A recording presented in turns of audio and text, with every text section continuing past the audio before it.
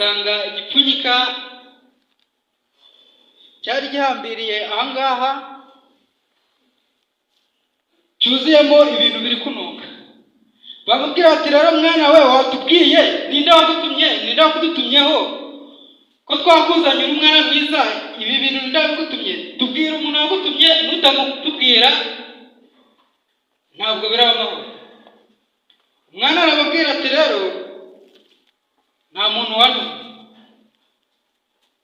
Bahamagara abaturanyi n'inshuti z'umuryango bashaka kugira ngo birukanishe uwo mwana mu muryango, nta kintu arakora, ngo bakekaga yuko ari uburozi. nabo murabyumva. Batumye inshuti n'umuryango n'abaturanyi, bahageze umwana bakomeza kumubaza bati mbese wa mwana we ninde wakudutumyeho? Umwana arahaguruka n'amarira menshi aravuga ati babyeyi,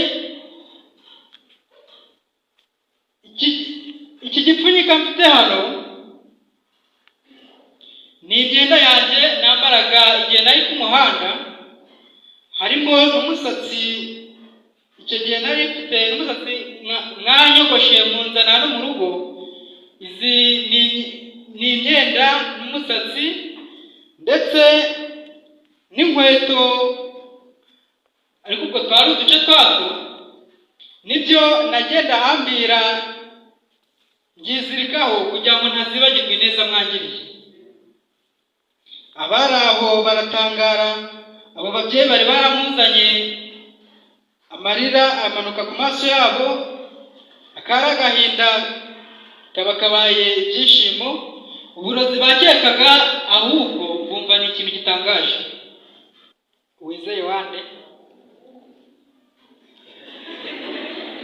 Wizeye wa Bikimura. Bikimura wande? Ntabwo bizi. Reka mbaze ukurikiyeho.